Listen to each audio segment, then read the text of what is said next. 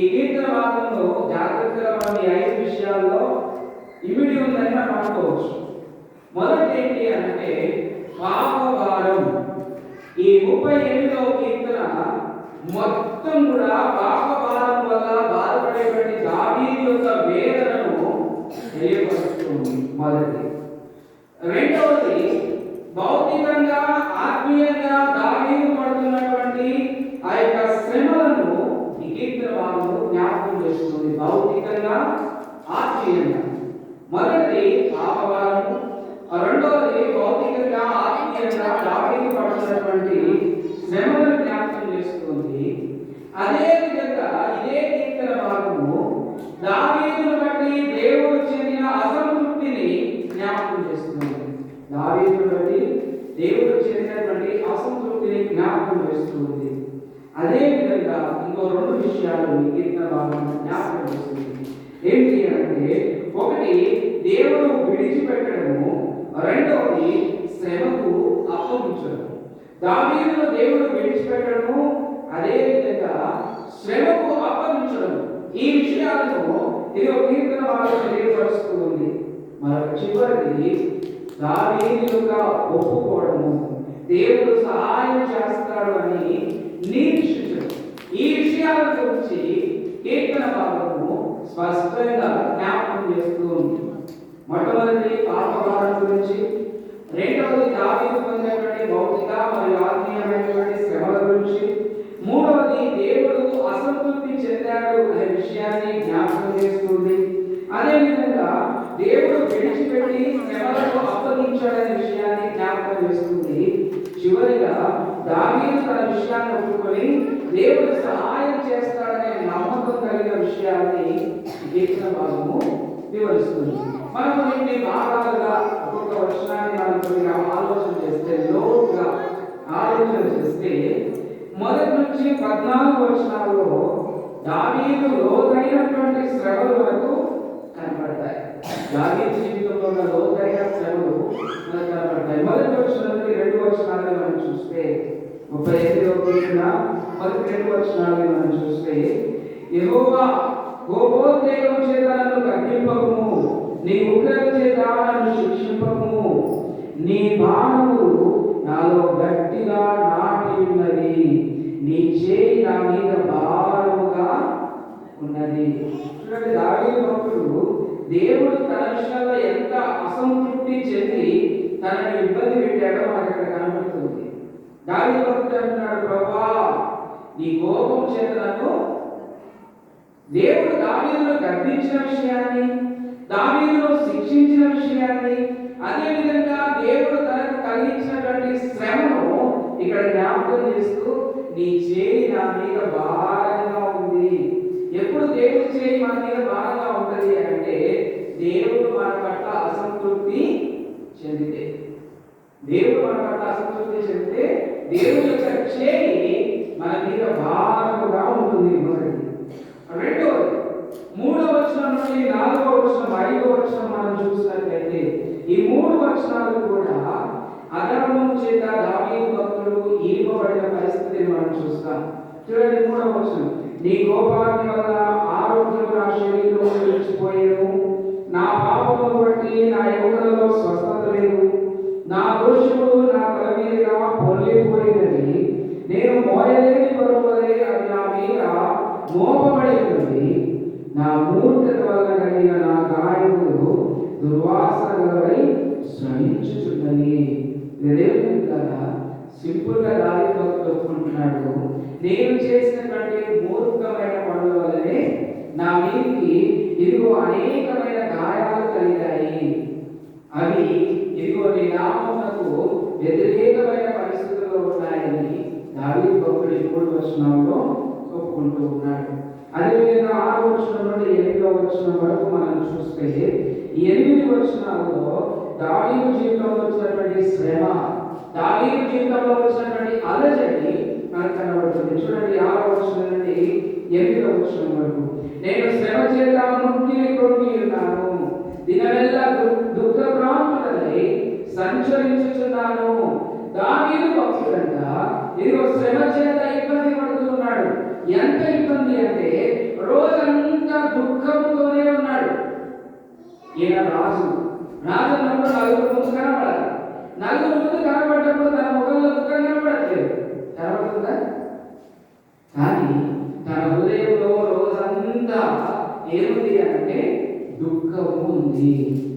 అందుకే చెప్తున్నాడు, నా నడుము తాపంతో నిండి ఉన్నది, నా శరీరంలో ఆరోగ్యం లేదు, నేను సొమ్మసిల్లి బహుగా కలిగి ఉన్నాను, నా మనోవేదనను బట్టి కేకలు వేయించున్నాను. దావీదు అంటున్నాడు, తన లోపల ఉన్నటువంటి వేదనను బట్టి దేవుని సన్నిధానంలో కేకలు వేస్తున్నానని దావీదు భక్తుడు జ్ఞాపకం చేస్తూ ఉన్నాడు. ఇక తర్వాత 9 నుంచి 10 వచనాలని మనం చూస్తే, దేవుని ముందు మన స్థితి మనం దాచిపెట్టగలుగుతామా? ఎవరి ముందైనా దాచిపెట్టగలుగుతాం.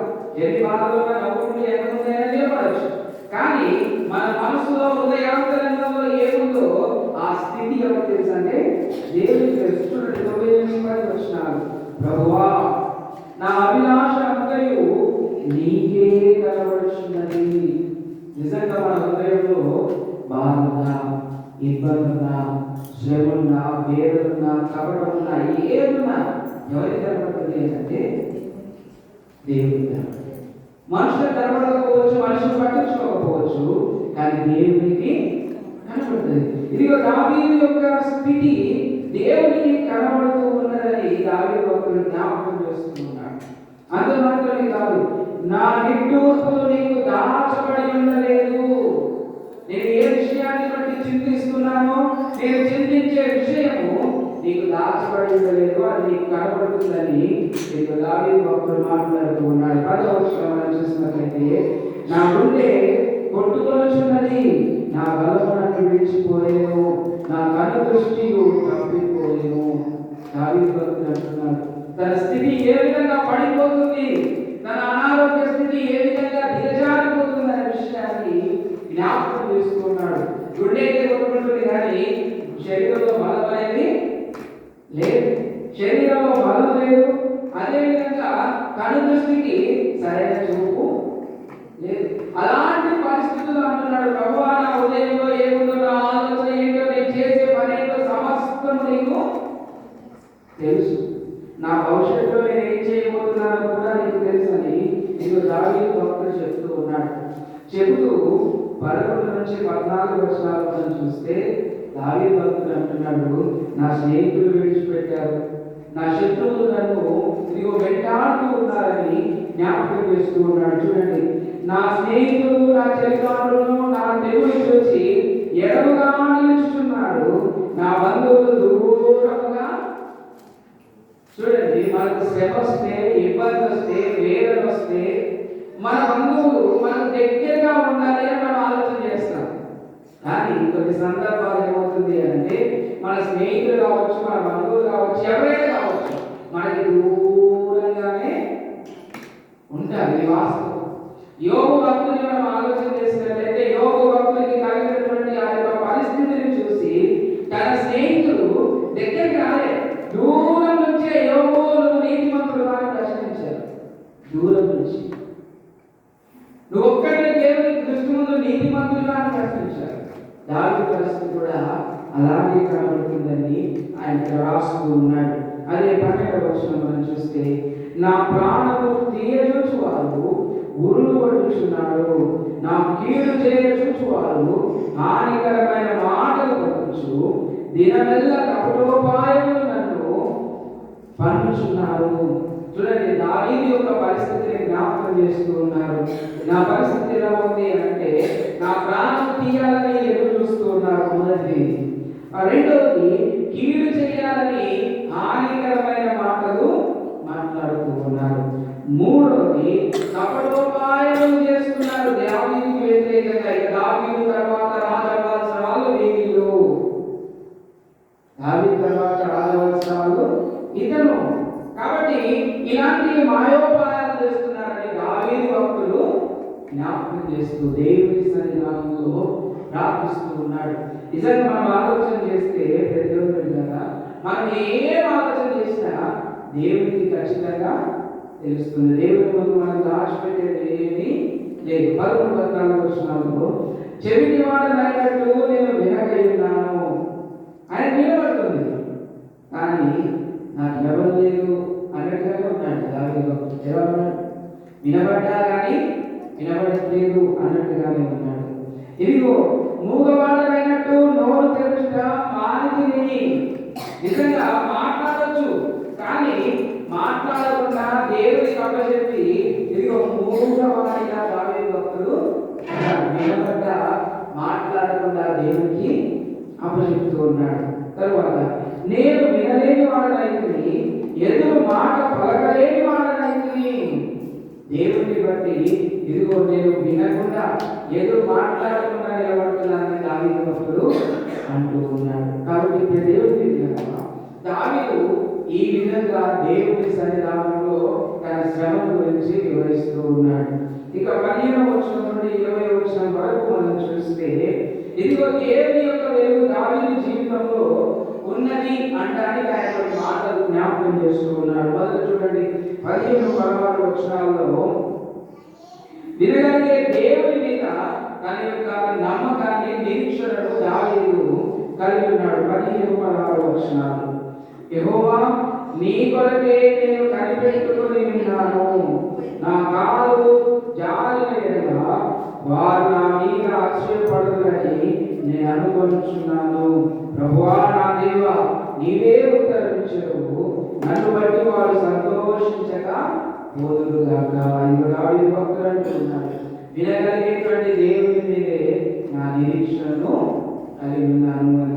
తర్వాత 17వ వచనం నుండి 20వ వచనం వరకు మనం ఆలోచన చేస్తే ఇదిగో శత్రువుల ముందు నేను పడిపోబోతున్నాను, నా స్థితి పడిపోయే స్థితిగా ఉంది అని దేవుని సన్నిధానంలో ఆయన ప్రార్థన చేస్తున్నారు. చూడండి, నేను పడిపోబోతున్నట్లున్నాను, నా మనోదుఃఖములను ఎన్నడూ విడవదు, నా దోషమును నేను ఒప్పుకొనుచున్నాను, నా పాపముల గురించి విచారపడుచున్నాను, నా శత్రువులు చురుకైన వారు బలవంతులై ఉన్నారు, నిర్హేతుకముగా నన్ను ద్వేషించువారు అనేకులు.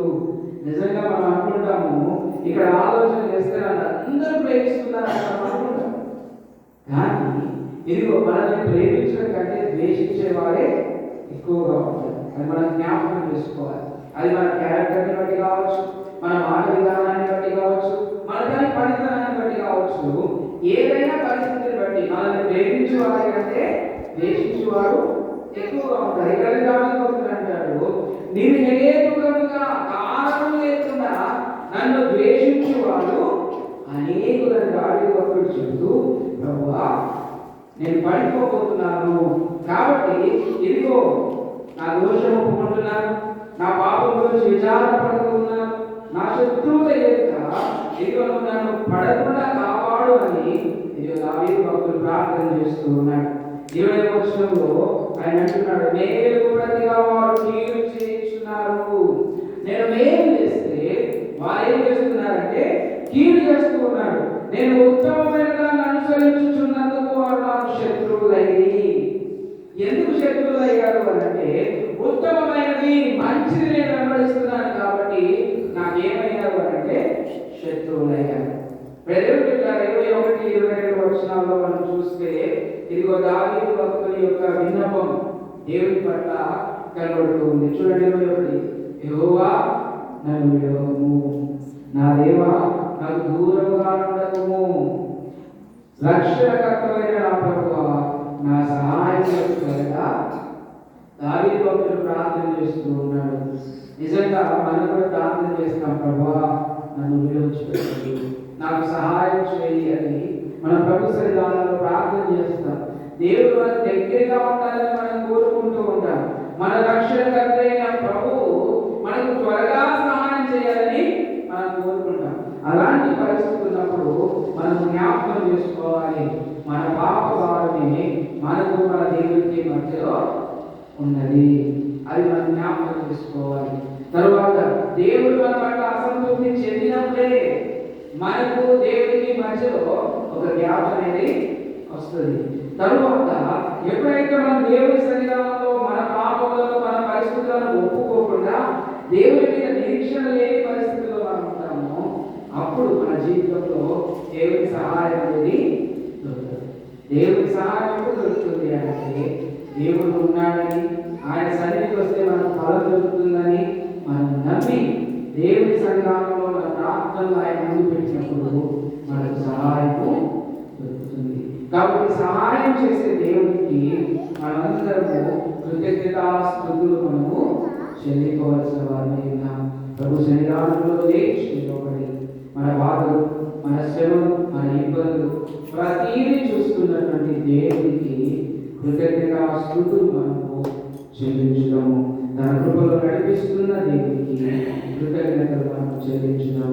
ప్రభు సన్నిధానంలో ఇదిగో లేచి నిలబడి దేవుని సన్నిధానంలో కృతజ్ఞతాస్తుతులు మనము చెల్లించడం. పాట పాడుతూ దేవుని నామాన్ని మహిమపరుచుకుంటాము.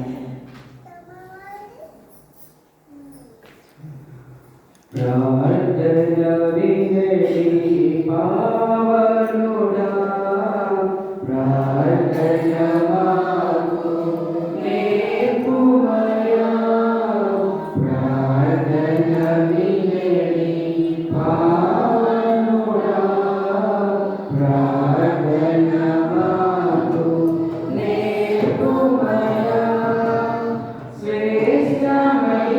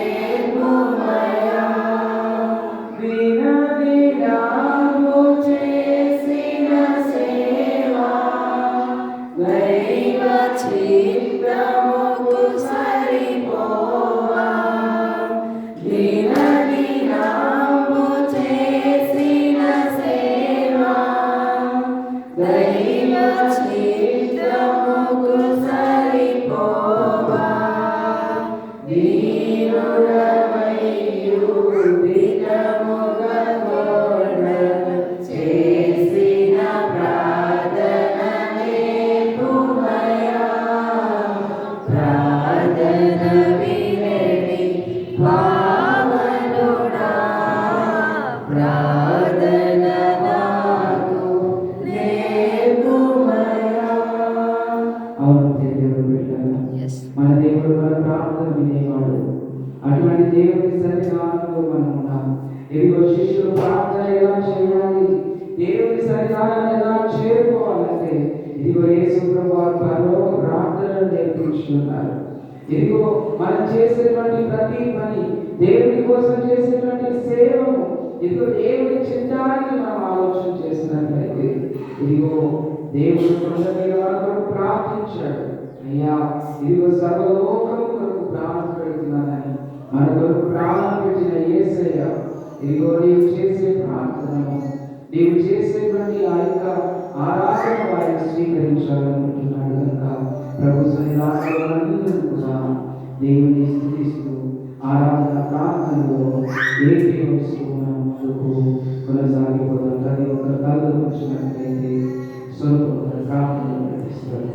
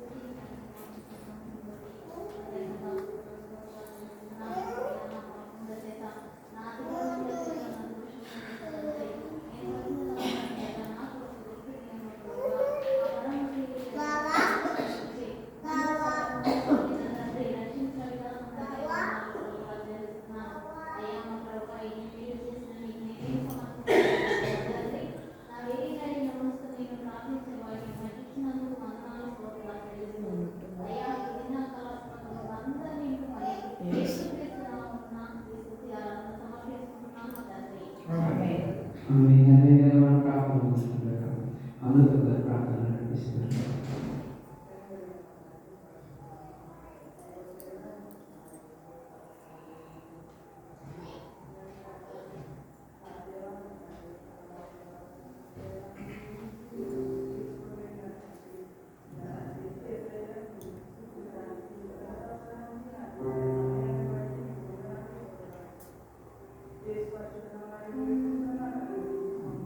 ఆమె అదేవిధంగా మనం ప్రార్థనలో ఉంటున్నాం.